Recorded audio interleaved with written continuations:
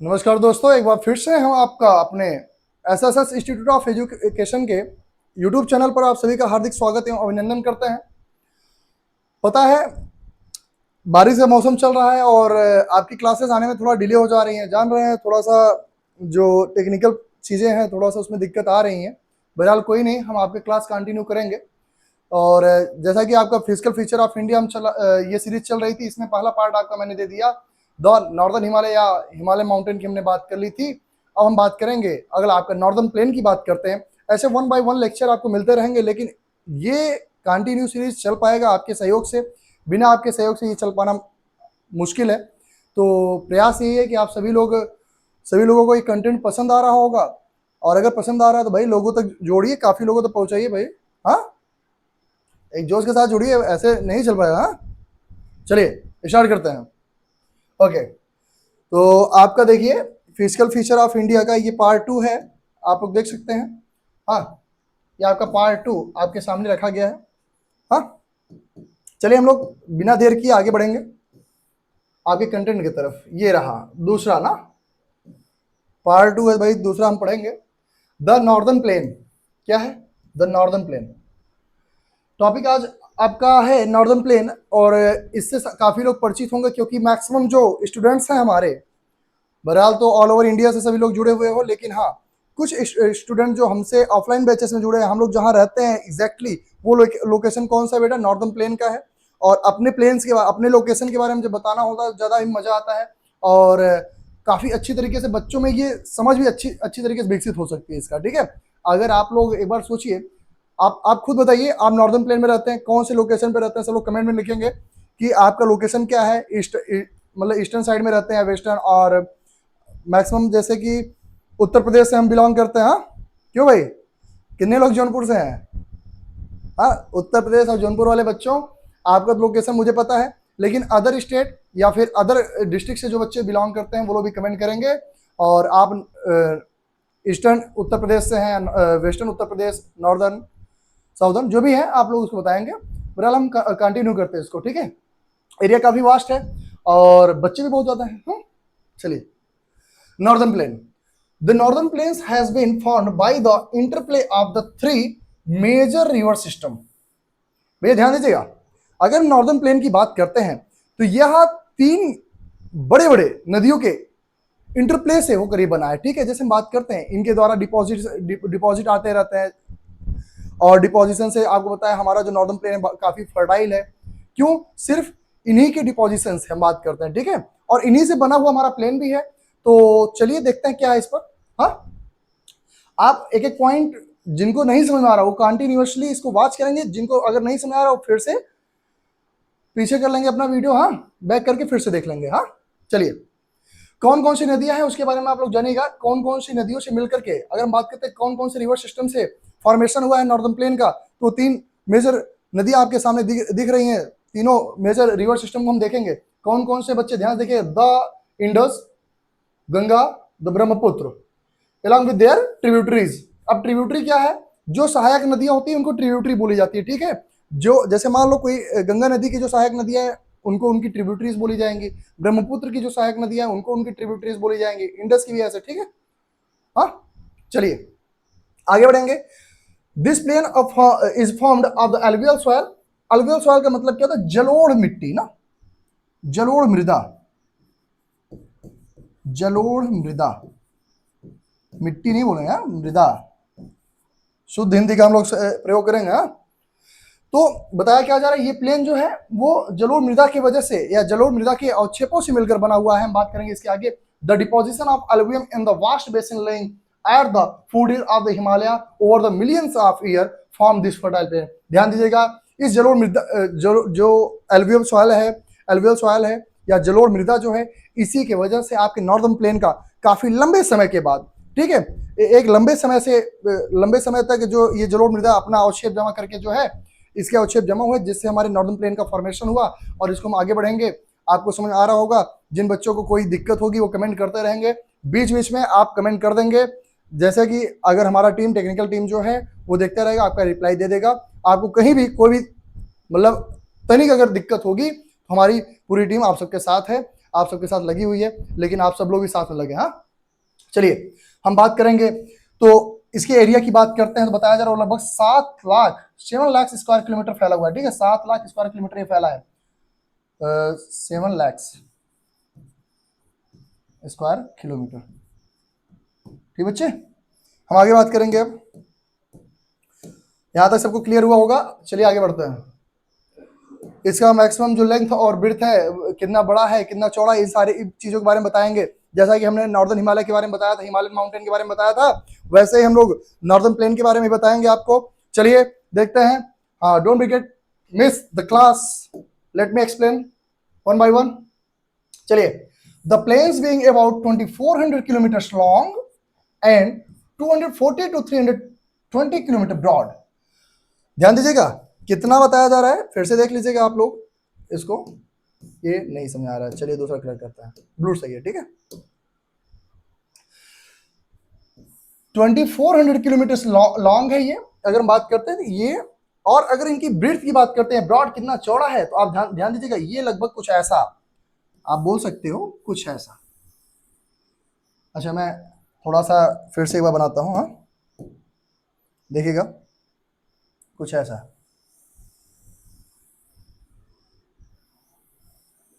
कुछ ऐसा। ठीक बच्चे, मैंने इसको आपको बनाया। देखिए बताया क्या जा रहा है, ये कितना है, कितना इनका लेंथ कितना बताया जा रहा है, देखिएगा लॉन्ग कितना है, 2400 किलोमीटर्स लॉन्ग है ये। उसके बाद हम बात करेंगे इनके ब्रीथ की। अगर बात करते बच्चे, तो वो आपके कितने हैं, 240 से लेकर के कितने बताया जा रहा है, 242। ये आपका मैक्सिमम रेंज यहाँ दिखा दे, होल्ड ऑन, फिर से देखेंगे। देखिए ये 320 किलोमीटर, 240 किलोमीटर्स, ये इनकी, ये कितने ब्रॉड है, ब्रॉड आप देख सकते हैं, लेंथ भी इनकी देख सकते हैं, लंबाई कितनी है। ठीक है, दोनों। ये नॉर्दर्न, अभी मैं मैप पर भी दिखाता हूँ आपको, आपकी इंडिया में नॉर्दर्न प्लेन कहाँ से लेकर कहाँ तक फैला हुआ है और कैसे डिवाइडेड है, ये सारी चीजें मैं आपको आगे डिस्कस कर रहा हूँ। आप कंटिन्यू बने रहेंगे, वीडियो को पूरा आप देखेंगे, उसके बाद ही आपको पूरा मजा आएगा। हाँ, अगर कंटेंट का एकदम आनंद उठाना है तो आप सभी को लगातार जुड़े रहना चाहिए। ठीक बच्चे, और जहां कोई दिक्कत होगी तो आप मुझे बताते रहिए, हमारी टेक्निकल टीम आपके साथ है। ठीक बच्चे, चलिए आगे बढ़ते हैं, don't worry, late me explain next. हाँ, उसके अलावा भी बताया जा रहा है। भाई आप बताना, आपसे मैं बात करूंगा, हम आपसे एक छोटी सी टिप्पणी करेंगे, उसके बाद हम कंटिन्यू करते हैं क्लास को। अगर मैं बात करूं आप सभी बच्चों से, तो आप लोग मुझे बताइएगा कि अगर आपको घर बनवाना है, मान लीजिए आपको घर बनवाना है, तो फेवरेबल कंडीशन आपके घर के कंस्ट्रक्शन के लिए, आप जो हाउस का कंस्ट्रक्शन कराना चाहते हैं, उसके लिए फेवरेबल कंडीशन क्या होगा।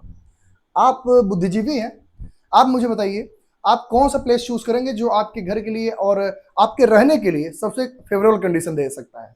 हाँ, तो कुछ बच्चों का जवाब यही है। हाँ, ठीक ठीक, सुनिए, आप लोग का क्या जवाब होगा, यही जवाब होगा ना कि सर एक तो पहली चीज ये फ्लैट एंड लैंड होना चाहिए। लैंड कैसा हो, फ्लैट एंड हो। तो ये कहाँ मिल पाएगा भैया, हिमालय माउंटेन में मिलेगा या कोस्टल रेंज में मिलेगा, क्यों नहीं ना। तो आपको ये नॉर्दर्न प्लेन में देखने को मिलेगा। ठीक है, सब छोड़ो यार, एक सिंपल वे में आप बात करो, रोड का कंस्ट्रक्शन करना है या फिर आपको कोई बड़ी बिल्डिंग इमारत बनानी है, मॉन्यूमेंट्स बनवाना है ढेर सारे, इन सारी चीजों के लिए सबसे फेवरेबल कंडीशन भैया हमें फ्लैट एंड लैंड चाहिए, और ये सिर्फ और सिर्फ नॉर्दर्न प्लेन में अवेलेबल है। आपको मैं बता दूं, और यही एक कारण है कि यहाँ की फर्टिलिटी अधिक है। इस जो प्लेन्स की बात कर रहा हूँ, इस प्लेन की जो मैं बात कर रहा हूँ, ये अधिक फर्टाइल है। और अगर हम बात करें होल वर्ल्ड की, अगर मैं बात करता हूं डेंसली पॉपुलेटेड एरिया कोई है तो वो कौन सा है, आपका नॉर्दर्न प्लेन है। ठीक है, पूरे वर्ल्ड की बात कर रहा हूं बच्चे, मैं ध्यान दीजिएगा, पूरे वर्ल्ड की बात कर रहा हूं मैं। हाँ, पूरे वर्ल्ड की अगर मैं बात करूं तो नॉर्दर्न प्लेन की अगर हम बात कर रहे हैं बच्चे, ध्यान दीजिएगा, सबसे ज्यादा डेंसली पॉपुलेटेड कोई रेंज है, कोई एरिया है, तो वो आपका नॉर्दर्न प्लेन है। क्यों, क्योंकि यह बहुत ही फेवरेबल कंडीशन देता है, इन्वायरमेंट इसका बेहतर है, और साथ ही साथ अगर हम क्लाइमेट की बात करते हैं या वेदर की बात करते हैं तो बहुत ही अच्छा यहाँ का क्लाइमेट है। So that's why this land is very populated, densely populated. Okay, clear है। चलिए हम आगे बढ़ते हैं। ओके, यहां देखिए मेंशन किया है, is a densely populated physiographic division. Okay, with a rich soil cover combined with the adequate water supply and the favorable climate, it is the agriculturally productive part of the India. अगर हम बात करते हैं India का सबसे ज्यादा productive part कोई है तो आप जानते रहिए कौन सा है, वो आपका नॉर्दर्न प्लेन का एरिया है। ठीक है बच्चे, नॉर्दर्न प्लेन का जो रेंज है वो सबसे ज्यादा डेंसली पॉपुलेटेड, साथ ही साथ फर्टिलिटी की बात करते हैं तो यहाँ का जो लैंड एरिया सॉयल है बहुत ही फर्टाइल है, जिसकी वजह से एग्रीकल्चर प्रोडक्शन बहुत ज्यादा होता है यहाँ पर। हाँ, मेंशन किया गया, आप देखते चलिए, कहीं कोई दिक्कत होगी आप मैसेज करते रहिए। हाँ बिल्कुल बिल्कुल बिल्कुल। अरे अभी से थक गए यार, क्या है, गजब बात कर। चलो आगे बढ़ो, बहुत छोटा ही क्लास है, बहुत बड़ा क्लिप नहीं बच्चे, ठीक है, छोटा ही क्लास है, आप जुड़े रहिए तो मजा आएगा। बिल्कुल बिल्कुल। चलिए ये देखिए फिजियोग्राफिक डिवीजन इंडिया का दिखा दिया गया, देखिए देखिए देखिए देखिए देखिए, क्या बात है, बड़ा ही लाजवाब। पूरा तो इंडिया नहीं है इसमें, हाँ आधा इंडिया आपके सामने है। आधे इंडिया में जहां तक इनका एक्सटेंशन है, नॉर्दर्न प्लेन की अगर हम बात करते हैं, नॉर्दर्न प्लेन का एक्सटेंशन जो आपके इंडिया में लोकेटेड है उसको आपको मैप पर दिखाया गया है, तो आप रेंज देख लीजिएगा इनका। मैं एक बार फिर से इस पर हाईलाइट करता हूं, इसको आप लोग देखते रहिए। चलिए ये देखिए इनका रेंज, ओके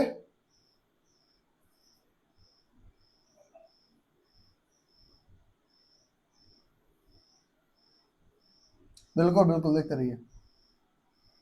चलिए चलिए चलिए आगे देखिए, आगे देखिए बच्चों, जहां को दिक्कत होगी तुरंत बोलिए। ये पार्ट जो हाईलाइटेड दिख रहा है ना ब्राउन कलर में, ऑरेंज है ब्राउन है,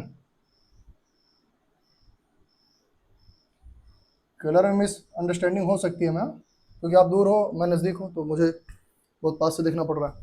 और रेंज देखिए कौन कौन से स्टेट को लाई करता है, हाँ किस किस स्टेट में ये लाइज करते हैं, लाई करते हैं आपके कौन से, नॉर्दर्न प्लेन की बात कर रहे हैं। ठीक है, तो देखिएगा एक आपका राजस्थान का रेंज है, ठीक है, पंजाब, हरियाणा, दिल्ली, यूपी, आपका भाई जौनपुर वासियों, देखिए आप एकदम बहुत ही बेहतर प्लेस पे लोकेटेड है, ठीक है, एकदम बवाल जगह पे है, सिराजे हिंद की नगरी पे, क्यों बच्चों। चलिए बिहार की बात करते हैं, वेस्ट बंगाल की बात करते हैं, असम की बात करते हैं। ठीक है, ये आपका रेंज जो है बच्चे, आप ध्यान से देख सकते हैं, ये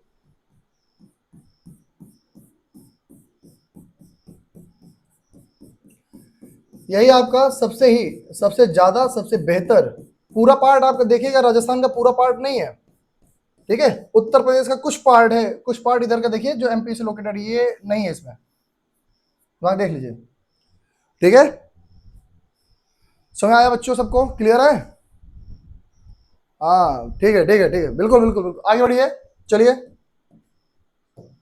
आगे बढ़ते हैं इसी के साथ। चलिए, the river coming from the northern mountains are evolve in depositional work. Depositional work मतलब क्या है बच्चे, ये अपने साथ कुछ डिपॉजिट लेकर आता है, जिसको हिंदी में अवक्षेप बोलते हो। क्या बोलते हैं, अवक्षेप क्या है, अच्छा डिपॉजिट क्या होते हैं, जैसे समझिएगा छोटे छोटे कण, हाँ जो नदियों के साथ बहकर आते हैं, और मान लीजिए कभी जैसे जो हम बात करते हैं नदियों के आसपास रहने, चाहे गंगेटिक प्लेन की बात कर लो अभी, और इंडस प्लेन की बात कर लो, या ब्रह्मपुत्र रीजन की बात कर लेते हैं, तो कभी जब ओवरफ्लो हो जाता है, वाटर ओवरफ्लो होता है, तो क्या होता है, बाढ़ आने की संभावना होती है, फ्लड आ जाता है। उस कंडीशन में जो ये डिपॉजिट है वो हमारे मैदानी इलाकों में आ जाते हैं, जिसकी वजह से फर्टिलिटी रिन्यू हो जाती है। आई बात समझ, थोड़ा बहुत आप फिर से सुनिएगा, मैं आपको समझाऊं। जैसे क्या नदियों में से क्या आपके डिपॉजिट आ रहे हैं, ठीक है, अवक्षेप आ रहे हैं।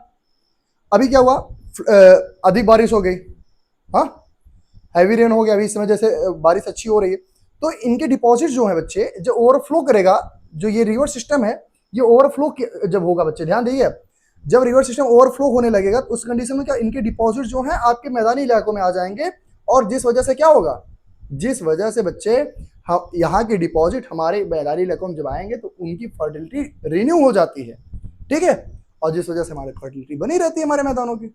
हाँ जो हमारे फील्ड्स हैं उनकी फर्टिलिटी यही कारण बना रहता है। ठीक, चलिए बात करेंगे in the lower course due to the gentle slope the velocity of the river decreases which result in the formation of riverine island. अच्छा रिवराइन आइलैंड क्या है बच्चे, रिवराइन आइलैंड क्या है, अरे भाई नदियां, आप देखोगे आप लोगों के जो इलाके में हमारे इलाके में जो नदियां होती हैं गर्मी के समय में क्या होता है बच्चे, बीच में आप देखते हो रेतीला जगह छूट जाता है, जो थोड़ा जिनका एल्टीट्यूड थोड़ा हाई होता है। जैसे मान लो ये पूरी नदी नदी ठीक है, नदी का ये आप मान लो लगभग इतना जो है ये, हाँ डेप्थ इनकी इतनी है ठीक है, और कहीं कहीं पर डेप्थ ये बढ़ गया, कहीं घट गया, कहीं बढ़ गया, कहीं घट गया, ये होता है ना।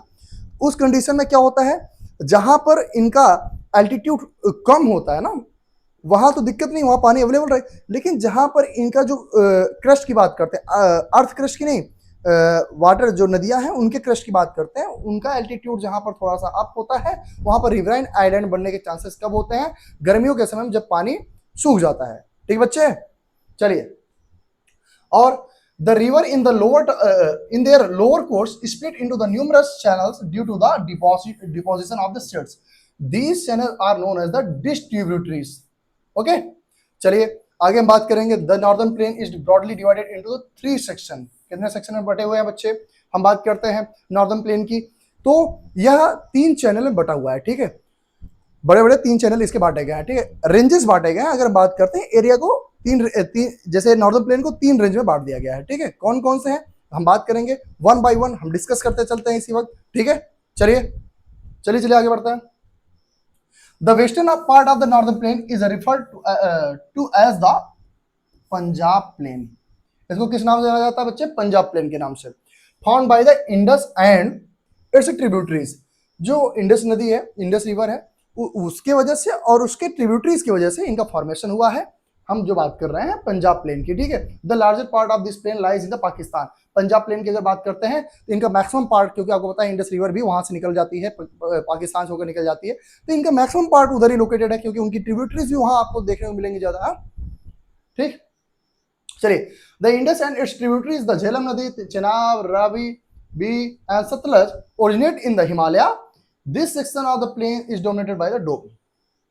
ओके, समझ आया होगा। आगे हम बात करते हैं, इसके अलावा आपको क्या दिया गया है, इसके बारे में हम चर्चा करेंगे आपसे आगे। दूसरा आपका देखिए, अभी मैंने पंजाब प्लेन की बात कर ली है, अब हम बात करेंगे दूसरे की। The Ganga plain extend between the Ghaggar नदी एंड तिस्ता नदी ठीक है, इनके बीच में।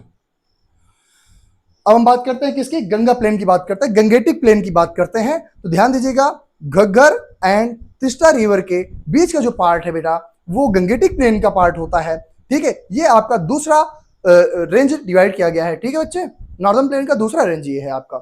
हम बात करेंगे इसके अलावा, it spread over north India in the Haryana, Delhi, Uttar Pradesh, Bihar, partially Jharkhand and the West Bengal की हम बात करते हैं। ध्यान दीजिए कहाँ कहाँ पर गंगेटिक प्लेन कहाँ कहाँ अगर बोला जाए इनका एक्सटेंशन कहाँ तक है, तो आप दिमाग में रखिएगा बच्चे, वो कहाँ कहाँ है इंडिया में। तो हरियाणा, दिल्ली, यूपी, बिहार, पार्शली मतलब पूरा नहीं, झारखंड के कुछ पार्ट, नॉट एट ऑल, हाँ, और वेस्ट बंगाल ठीक है। चलिए हम बात करते हैं, ये आपका 2 प्लेन क्लियर हुआ। तीसरे प्लेन की बात करते हैं जो डिवाइडेड हुआ है, नॉर्दर्न प्लेन का तीसरा रेंज जो है उसके बारे में बात करते हैं बच्चे। In the east side, east में बात करते हैं, particularly in Assam lies the Brahmaputra plain ठीक है। असम का जो रेंज अभी मैंने आपको मैप पर दिखाया था, तो वो ब्रह्मपुत्र प्लेन बोला जाता है। जैसे गंगेटिक प्लेन हुआ, इंडस प्लेन हुआ, वैसे पंजाब प्लेन इंडस प्लेन से ही मिलकर बना, उनके ट्रिब्यूटरी से मिलकर बना, ऐसे एग्जैक्टली हम बात करते हैं। तो आपका जो है ब्रह्मपुत्र प्लेन एक है, और हम बात, ये तीसरा इनका रेंज माना जाएगा।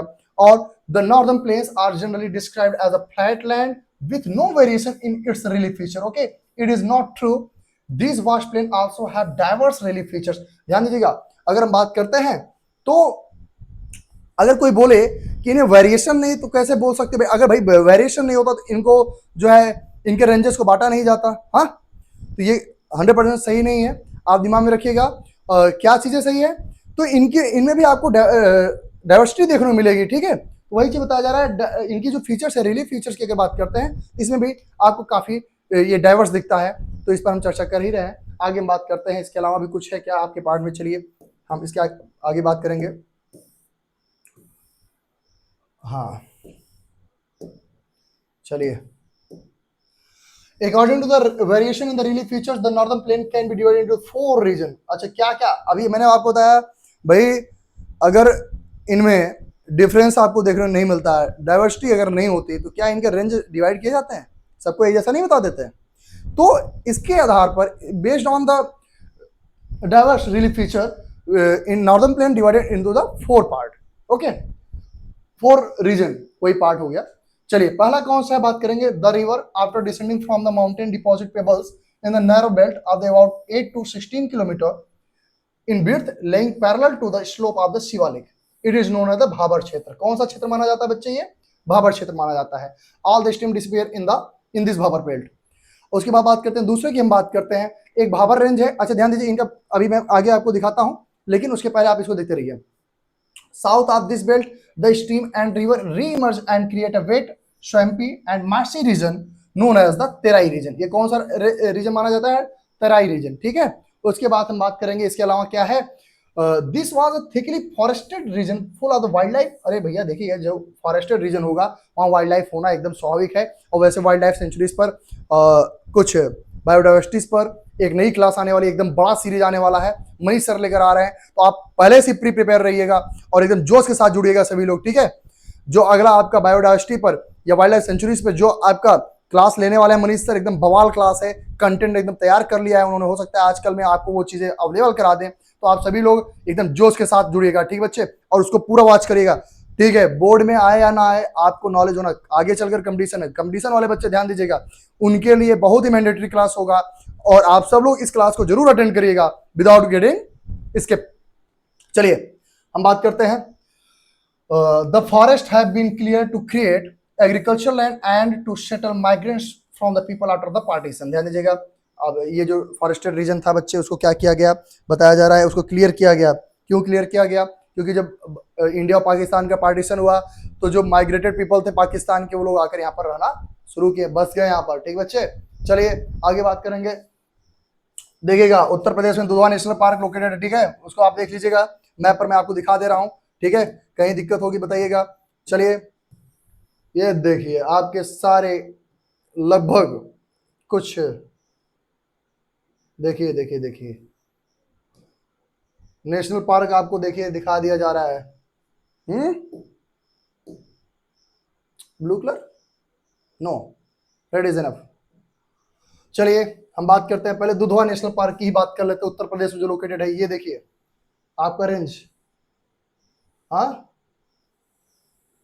Dudhwa national park. ठीक है, हम बात करते हैं जिम कार्बेट, ठीक है, राजा जी, ठीक है, फिर बात करते हैं दचिगम, उसके बाद बात करते हैं भरतपुर, राजस्थान का रेंज। अब राजस्थान वासियों आप लोग देख रहे होंगे, ठीक है, रणथंभौर वाला आप देख लीजिएगा। ठीक है, गिर नेशनल पार्क आप देख लीजिएगा। टडाबो की बात कर लेते हैं, पेरियार की बात कर लेते हैं बेटा, मधुमलाई की बात कर लेते हैं, हाँ, चंडोका की बात कर लेते हैं, मानस की बात कर लेते हैं, काजीरंगा की बात कर लेते हैं। ठीक है, लगभग आपके नेशनल पार्क इसमें आपको लोकेट कर दिया गया है। आप मैप पर आप इसका एक बार स्क्रीनशॉट ले लीजिए, एकदम जोश के साथ सब लोग इसका स्क्रीनशॉट लीजिए और याद करिए। और जो एकेडमिक्स वाले बच्चे हैं अपने टीचर से पूछे कौन सा अच्छा एक चीज, एक आपको मैं वर्क देता हूं, आप लोग इसको करेंगे, जरूर करेंगे। ये जो आपके नेशनल पार्क दिए गए हैं कौन कौन से स्टेट में लोकेटेड है, ये आपका कार्य है। एक आध तो मान लीजिए मेरे मुंह से निकल गया होगा, लेकिन जो बचे हुए हैं वो सारा वैसे लगभग आप लोग क्लियर भी किए होंगे, देख लीजिएगा। हाँ, ये कौन सा रेंज है, ये कौन सा स्टेट है, आप देख, सबको याद आ रहा हो भाई, सब लोग जान रहे हैं, मैक्सिमम लोग घूमने जाते हैं यहाँ पर। हाँ, समर वेकेशन में आप लोग अक्सर, काफी लोगों के पेरेंट्स यहाँ रहते हैं।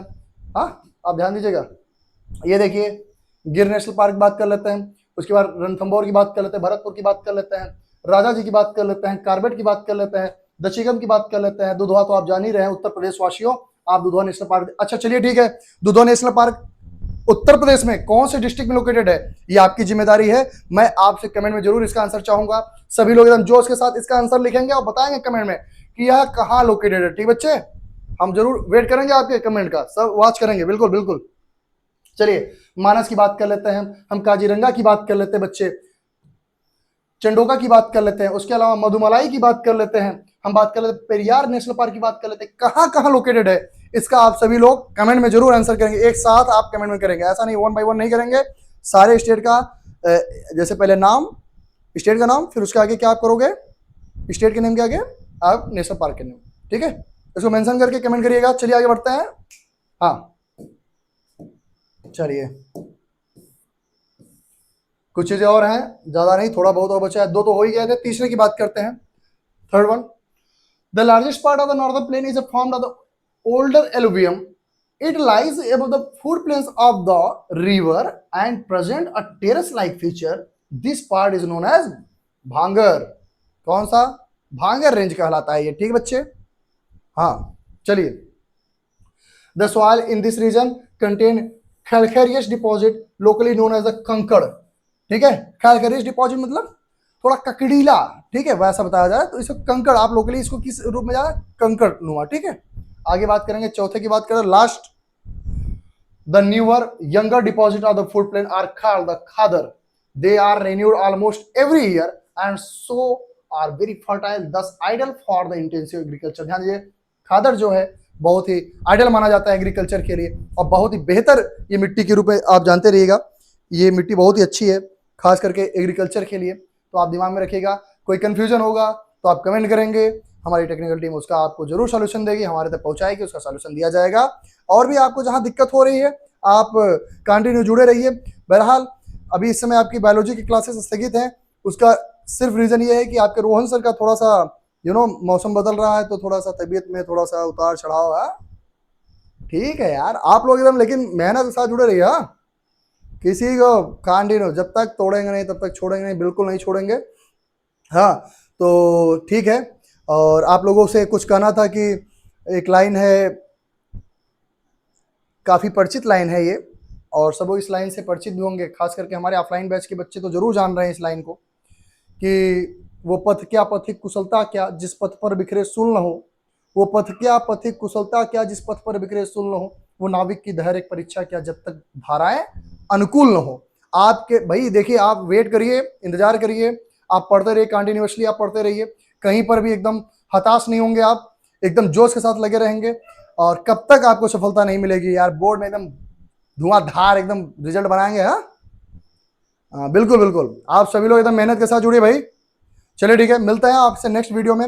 अब आपको फिजिकल फीचर ऑफ इंडिया के नेक्स्ट पार्ट में हम मिलते हैं. और ये सीरीज कंटिन्यू चलती रहे. मैं छोटा वीडियो इसलिए बनाता हूं कि आप लोगों का मन लगा रहे, आप बोर ना हो. वैसे मेरा क्लास आपको बोरियत नहीं दिखेगा, लेकिन फिर भी बच्चों को बहुत ज्यादा पढ़ने की रिक्वायरमेंट नहीं, जितना है उतना ही पढ़ें और थोड़ा आराम से पढ़ता है. हाँ, चलिए मिलता है. जय हिंद, जय श्री राम.